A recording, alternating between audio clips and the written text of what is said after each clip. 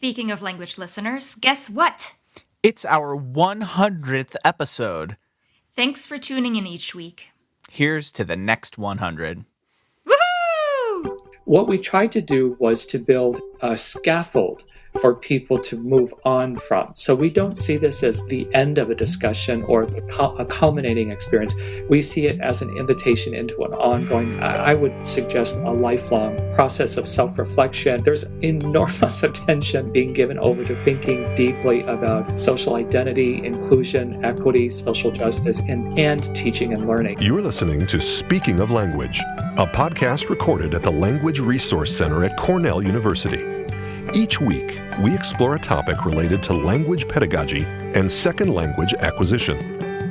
This week, on Speaking of Language, we dive into teaching and learning in the diverse classroom, a massive open online course developed by Cornell's Center for Teaching Innovation. Two of its creators, Melina Ivanchikova and Matt Ouellett, as well as contributing faculty member Giulia Friso, discuss the importance of incorporating diversity concepts into the teaching of any subject matter. They also provide suggestions for how you can develop these skills in your own teaching, learning, and life. Welcome to a new episode of Speaking of Language. I'm Angelika Kramer, the director of the Language Resource Center at Cornell University. And I'm Sam Lupowitz, the LRC's media manager. Today, we are excited to welcome three of our colleagues, Melina Ivanchikova and Matt Ouellett from the Center for Teaching Innovation, and Giulia Friso, Senior Research Associate in Plant Biology. They were involved in the creation of an engaging online course titled Teaching and Learning in the Diverse Classroom.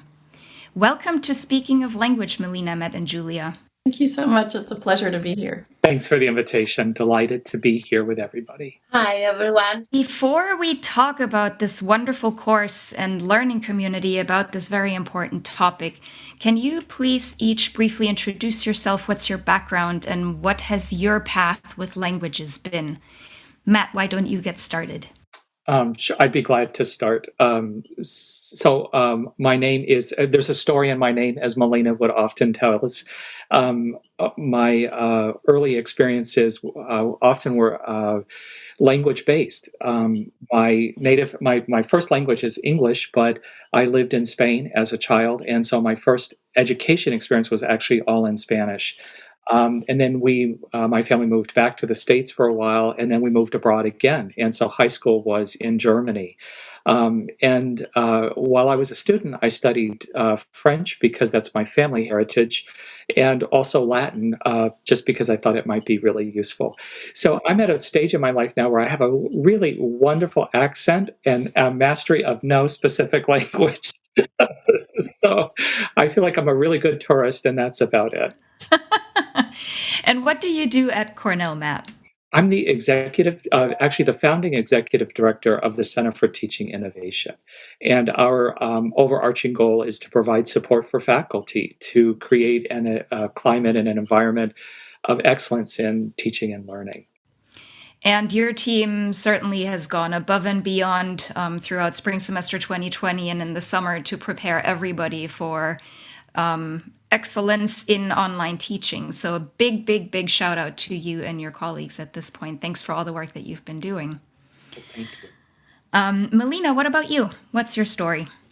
Well, hello, everyone. I'm the Associate Director for Inclusive Teaching at the Center for Teaching Innovation. And my language history, I have near native fluency in Spanish. My mom is Argentinian, and I grew up bilingual and bicultural, moving between both continents after my parents got divorced. And because of this, I think I just had a curiosity for languages and language learning. So as an undergrad, I was a major in Russian, and I also studied American Sign Language. I sort of dabbled in, I got curious about the Basque language and Portuguese and Italian at different points, but never quite have mastered any of those, but just retained sort of a few words here and there. Yeah, have always loved listening to different languages, even if I don't understand them, and appreciate the cross-cultural perspectives that come from inhabiting a language fully. Great. Julia, what about you? So I was born and raised in Italy, where I lived my first 20 plus year of my life. And then during my PhD, I moved to various places. So first London in the UK. I also live in Dublin in Ireland, then in San Francisco, in Stockholm in Sweden, where my first child was born, in Berlin during a sabbatical year, and finally in Ithaca for the last 20 years, where my second child was born. In terms of languages, so my native language is obviously Italian, and I also studied Latin for 8 years in school. So I've been exposed to, I guess, different shade of English and Swedish, German, Dutch, since my husband also grew up in the Netherlands. And so it's kind of interesting also from a cultural perspective. Every member of my family is really born in a different country, which makes us a little different from the average family. I would say, the best way to learn language is really to immerse yourself in the culture. And that's what I tell also my students, just go abroad and live in a different culture for a period of months. It's so enriching at so many levels. Yeah. Personal level. Julia, what's your role at Cornell? Yeah, so I have been here at Cornell for the last 20 years. So I do research. I'm a senior research associate in the field of plant biology and biochemistry. And I also teach, I'm a senior lecturer, so I teach different classes in the theme of plant and health. I teach two in-person classes and also an online class in the winter summer semester. And I'm just launching next month e-Cornell class on the theme of medicinal plant and health. Very cool. Well, so this course that the three of you are involved in is called Teaching and Learning in the Diverse Classroom. Matt, maybe you can tell us what is this course and how did it come about? Sure. I'd be glad to answer that question, Sam. Teaching and Learning in the Diverse Classroom is a 4-week self-paced online course literally for anyone with teaching responsibilities in the Cornell community. So we have faculty, we have long-term lecturers, we've got graduate students, postdocs, and some staff members as well who've taken the course even already. It's explicitly built for people at any point of entry around the field of diversity, equity, and social justice in teaching and learning. So there's no expectation that people have a certain level of prior experience or much less expertise. And the genesis of the course really came about as we were trying to look at the resources that we offer for our instructors, who are often absolute experts in their specialization, but may have had fewer invitations to be trained pedagogically, and even fewer opportunities to think about issues of social identity, inclusion, and belongingness in the classroom. And so we really wanted this as an opportunity on campus to enhance the climate for discussions around teaching and learning and some really tough issues.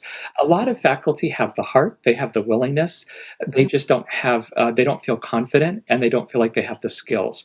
And so in this course, what we wanted to do was provide a sort of some common readings, some common experiences, some common definitions, and some strategies that we think are really effective across disciplines. So the course is by its nature interdisciplinary, and it's very anchored to peer-to-peer discussions. It's also, to be quite honest, it's online, and it's relatively asynchronous, although it's within a defined space of time, a temporal span of time. You can really drop in and drop out of the course as your schedule allows. And this was a tip of the hat to the fact that our community is just crazy busy. And so the idea of being able to get faculty, staff, grad students, and postdocs all in a classroom on a specific date at a specific time is just out the window. What we tried to do was to build a scaffold for people to move on from. So we don't see this as the end of a discussion or a culminating experience. We see it as an invitation into an ongoing, I would suggest, a lifelong process of self-reflection and learning. And it just happens to be that we're in this incredibly historical moment of Black Lives Matter. And also with COVID-19, there's enormous attention and time being given over to thinking deeply about social identity, inclusion, equity, social justice, and teaching and learning. And our goal is to provide to facilitate that process so that people gain confidence and also knowledge that through absolutely no fault of their own, they may have missed in their training. It just may not have been included. Terrific. So, Melina, how do you select materials and curate faculty and student testimonials for this? Oh, that's a great question. The process of development of the course was fairly extensive. It was the first time that I was involved in a project of this scale and magnitude, and it was absolutely a delightful process to seek out and interview colleagues across campus, both students, faculty, and staff voices. We sought out a diversity of representation, diversity of field representation, disciplinary perspectives, and networked with many offices around campus, both to review the course, inform its development, and just feel us to be part of a community, which is how we reached out to Giulia. Maybe it's too soon to tell this story, but I think we had been in the Cornell International Education Network meeting one day, and I heard her tell a story about her teaching, or we walked away from the meeting together, and she was telling me some of her teaching stories, and I just filed it away, remembered it, and then as the course came into development, those casual stories that we tell about our teaching, we were looking for everyday experiences, not necessarily superstars about who have done everything excellent, but just reflections about who we are as educators. The whole course is anchored through a lens of, this idea that listening to other people's stories can help move hearts and minds and help you learn about perspectives and ways of being in the world that are different from your own. So we wanted to give people a chance to tell those stories as well as to listen to them. And so something really magical happened in that development process, which is that group of people that became our video interlocutors became part of our teaching and learning in the diverse classroom community. We ended up having, for every video clip that you get to see in the course, the videos are anywhere from 4 to 10 minutes long, but each individual was an hour-long conversation in the studio. And so though all of those, I sometimes just wish we could have had all of those stories. Of course, you can't do that with media production. You have to synthesize a little bit for others, but they were really rich stories. People really opened up and gave generously of their time and experiences. And I just think that that's one key way that we learn about difference. And so I'm so grateful to that. And this is actually something, Giulia's video clip definitely stood out to me because there was this distinct connection between teaching subject matter and context and also bringing in language. So Giulia, in one of these video clips, you talked about your class on medicinal plants and the connection to the Cayuga Nation territory that Cornell finds itself on. Can you talk a little bit about what you did, how you integrated this physical context where we are located, and how all of this came about? Yeah, sure. So it's interesting. So one of the classes, as you said, that I teach is medical ethnobotany, which is really the study of how plants have been used in traditional medicine as part of native culture and tradition around the world. So the first year I was offering this course, one of my students in the midterm evaluation suggested I start a course acknowledging that Cornell is situated within the original homelands of the Cayuga Nation. And since it would be so relevant and in line with the overall philosophy of the class.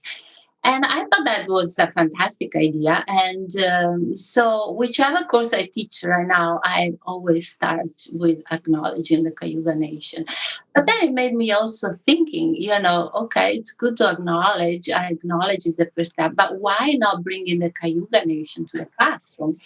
And so I started looking for a way or opportunity to honor that wish. And I wrote an Engage Opportunity Grant from Engage Cornell, connecting Cornell students to the Cayuga Nation. The idea was to have the Cayuga Nation chief, Sam George, come into the classroom and offer him a stipend to establish this kind of relationship with the students. And so Chief Sam George he came to the classroom, right? And he had, I believe, a very big impact on my students. In a way, he's not a botanist or a healer or a herbalist, but so what he talked about, he didn't talk about plants, but he talked about his personal journey as a Native American, and about the fact that there were several steps he needed to overcome growing up, and he spent most of his life being angry. Which, by the way, many of these steps are common to all of us living in a country different from our native. And so, in some way, we can all relate to, I think, as an outsider. And I'd say if I can break down into, let's say, bullet point his talk, I think it was very interesting because he started by talking about the shame of being different and that people, have, and the anger because these people were really pushed away from their own territory, forced to speak another language. And he's now in late, mid-year of his life, I would say. And he's just right now starting to learn the Native American language because he was never, exposed. And then this search for identity and I would say coming to term with the fact that it's okay to have a dual or multiple identity, accept and growing with culture value which are different from the norm, should actually not be a reason of shame, but maybe a gift to share with others. And so in that way, I thought his speech was very, very inspirational for all of us because he really talked about the ethno part of my course, I would say, this native value and so on. And in fact, I would say one of my goals as a teacher is really that my students acquire this awareness of different culture, practice, value, and so on. And that's why I really enjoy taking the course that Melina brought together because it really explore all these different issues. Yeah. Very cool. So then maybe you can tell us how your participation in the diversity inclusion course has shaped your teaching practices outside of it. The way it shaped it, I think it helped develop those skills and tools which I was already trying to implement in the classroom, but kind of gave me more confidence and validating some of idea. I really enjoy the exchange of experience among faculties and the various videos that were presented with real life experience and student testimonials and so on. And so in terms of shaping my teaching practice, one strategy that is discussed online that really resonate with me is the concept of reducing anonymity in the classroom. And it has been proven over and over that students are more engaged and eager to participate when they feel connected. And so during the semester, we learn about, in my classes, we learn about the properties of medicinal plants, but also we discuss the issue of identity, ethnicity, property right, preservation of culture, and so on. So an example that I use now, for example, in all my courses to try to foster that sense of community in the classroom is to always start with the icebreaker. And I would use different icebreakers and just to get to know each other, basically. And this is a fantastic opportunity. It's actually a lot of fun. You have to expose yourself as a faculty. I share my personal thing, my hobbies or whatever. And then I ask them to share, what they're interested, why they come to my classroom, and all kind of whatever they feel confident to share with the rest of the classroom. And it's amazing what happened. It's just there is this kind of chemistry that starts all of a sudden, and people feel much more entitled. Even now that I'm teaching via Zoom, people, they switch off the microphone and chip in and make their contribution. So, and I would say the course really reinforced this, because I always thought it's maybe a little bit too childish to, do that, or too not very professional or whatever, not very scientific, but it's actually very rewarding. Yeah. One thing that really stood out to me as I was working through the course was just rethinking presence in the classroom and in our day-to-day interactions.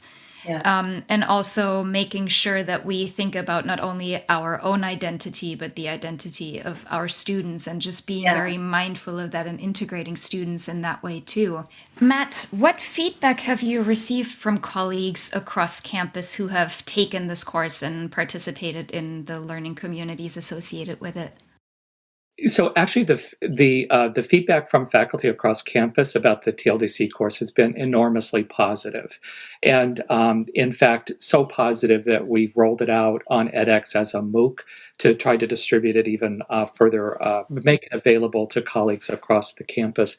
But I want to go back to Giulia's wonderful points, because in many respects, this was the whole purpose of the drive to create the course, which is to help faculty think through not just the intellectual or the cognitive aspect of learning, which is your disciplinary text, if you will, but also to think about the affective and the kinesthetic parts of that go into learning.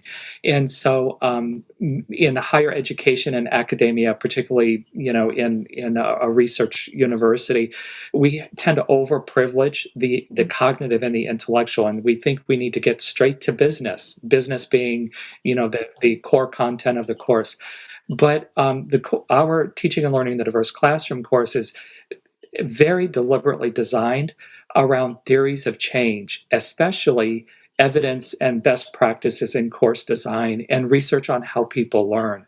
And so often what we've found is that when introduced to these evidence-based or evidence-driven strategies, and faculty have or instructors have a chance to just try them out in a class, and you see the enormously positive impact it has to begin with a little bit of social climate warming. Get people to know each other's names. Get them to talk a little bit about their interest in the topic. And it can seem like that's not core content, but in fact, it's essential to creating an environment for learning. And so, what we've done, I think, in a lot of ways, is given people permission to do the things that come naturally. It's a human endeavor, but we've sort of said, this is good, this is really essential, and here's all the research that backs that up. And so the course is really, I want to be clear that it's anchored to theories of change, and it's also anchored to theories of learning, although we don't really stress that. It's just what undergirds the whole thing.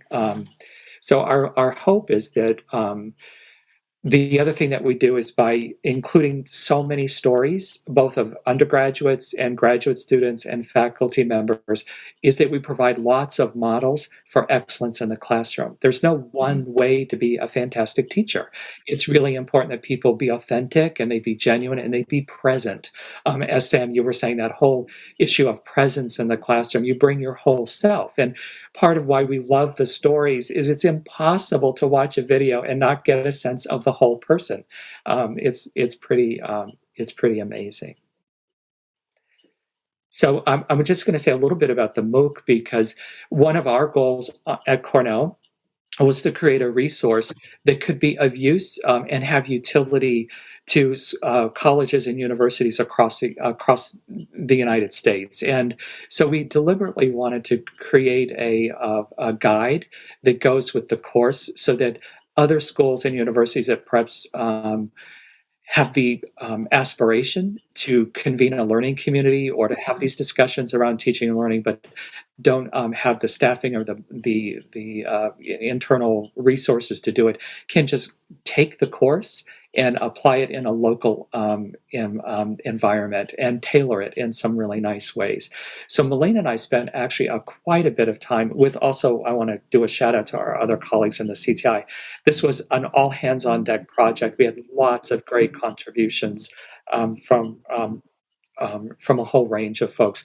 But we built a facilitator's guide so that other schools and colleges can pick the course up and then tailor it to their own environment, their own legacy, their own history, the topics that are most important to them in this moment. But not have to start from scratch. So that was ultimately, that was, I think, our goal is what is continues to be to do something that benefits the common good, as well as the Cornell community. The MOOC, which stands for Massive Open Online Course, is available for a global audience. And so right now, for example, the course is launching again October 1st. The MOOC version, that public version, is the 5-week version of the course. And more than half of the people who are enrolled in the course are from countries that are not the United States.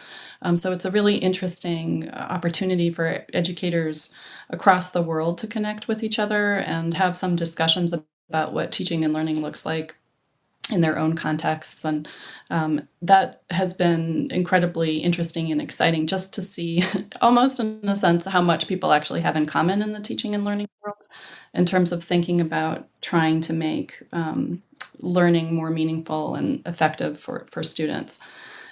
So that's one thing. And then the other thing I wanted to share was that, we try in all of the work that we do through the center, that any kind of program, we're trying to model effective uses of these practices as we go along. So we try to provide opportunities for breaking the ice and creating a sense of community with students. We provide opportunities for the participants to give us feedback about the course as well. And this informs our iterative versions as we go along, because we know, especially around diversity, things have changed over the course of my own lifetime. I've seen the way that we talk about certain groups of people, the way that people need to struggle to, achieve some recognition for who they are.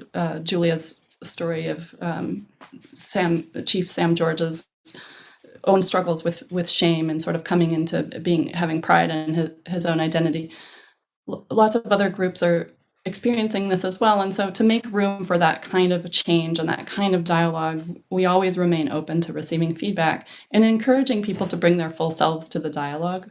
Occasionally we'll have a participant who someone else recommended that they go there, and they might not necessarily know why they have ended up there. And so my answer to those folks is be present, be yourself, share what you know. Who are you in relation to this community, or the communities where you belong? Our Cornell course really allows us, I think, to deepen and enrich our connection to our Cornell community, which is one reason why I encourage Cornell folks to take the Cornell version, because we're all in this together. Many of us are here, for the duration of our careers. Our graduate students and postdocs are a little bit of a different participant population, of course, but many of us here are committed to improving the climate for inclusion and belongingness. And so the theory, part of that theory of change idea is building collective understanding. And I'm thinking, along those lines, maybe I would choose to be a dandelion. That's a very popular, actually, plant. I'm not surprised. It's a humble flower. Yeah. It has like secret medicinal properties that make it really powerful. And it colonizes territories with beauty and delicacy. I mean, it just sort of spreads. Maybe that's not necessarily the metaphor I'm going for, but I do have trouble, getting rid of any dandelions in my own surroundings. You never They're have to be alone. persistent, yeah. Well, I love your allusion to what some people would call a weed, and other people would call Yeah. a flower. Oh, And so, that's another thing I teach. yeah, There is no such thing as no a weed. such thing. Every Yeah, plant is a plant and has been going through millions of years of evolution. And that's right. when we lose it with all this pollution and global warming and whatever is happening, to our planet, it's lost forever. And with that, it's Yeah. millions of years. So one of the things that we try to do in the course is to every module is chock a block full of very practical strategies. So we model it, and then we give people what we call peel away. So try this in your classroom. Here's a get acquainted exercise. Here's a way to get students talking to each other. So that what we're really trying to do is, as Melina was talking about, is accelerate change to create a more inclusive environment. And part of that is just helping people uh, do what I think comes naturally, what I think they want to do.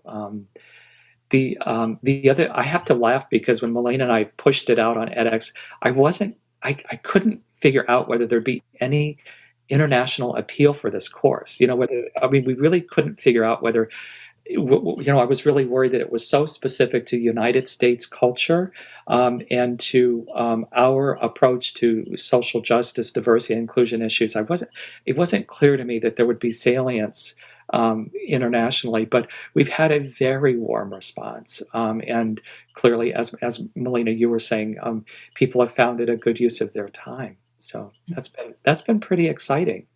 Excellent. Well, so where can folks go to find out more information about the course?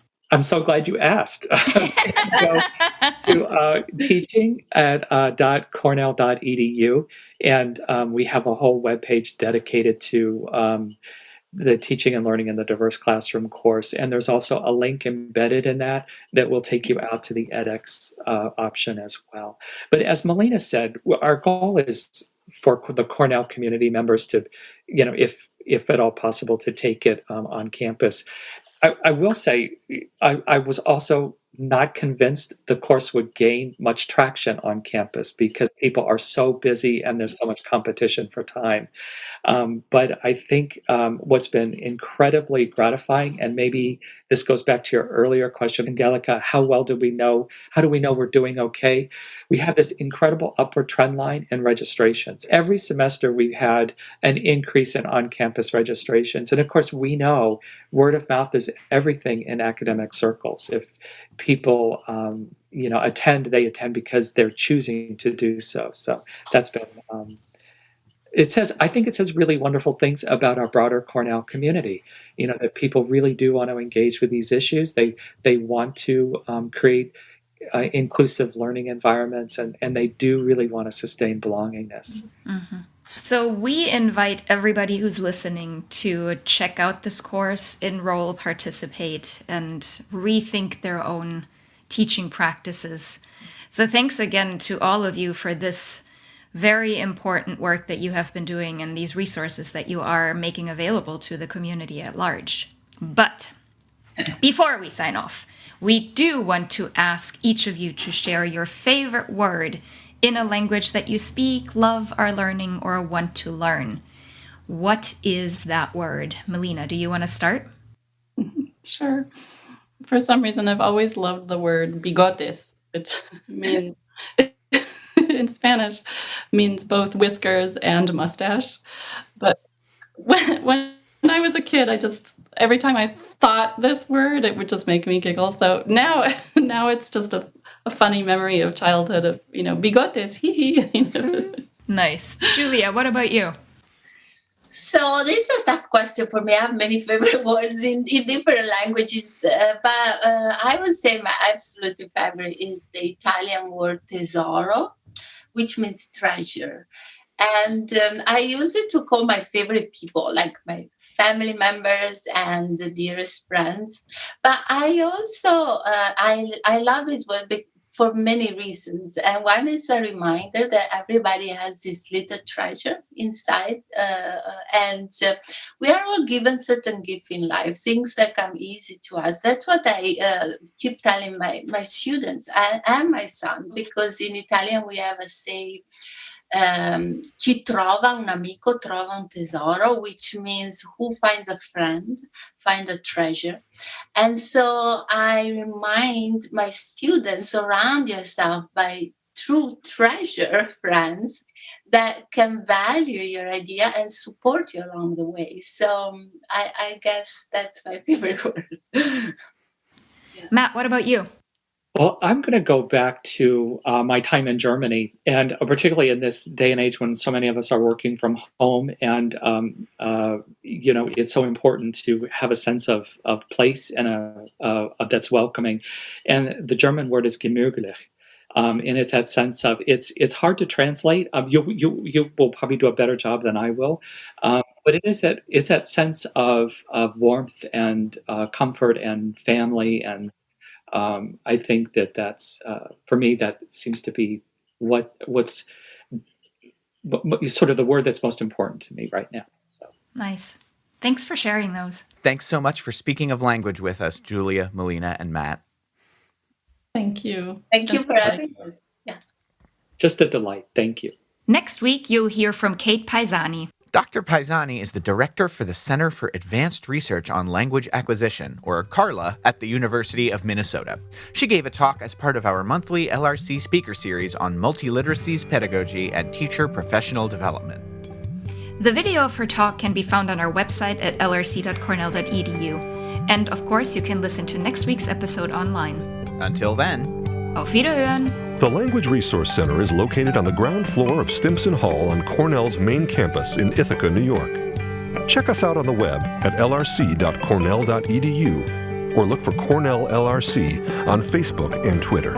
Speaking of Language is produced by Angelica Kramer and Sam Lupowitz. recorded by Sam Lupowitz. Original music by Sam Lupowitz, Dan Gable, and Joe Gibson. Thanks also to the College of Arts and Sciences at Cornell University. As a reminder, the ideas and opinions expressed on this podcast do not reflect those of the College of Arts and Sciences or any other official entity of Cornell University. We thank our listeners, and do stay tuned for our next episode.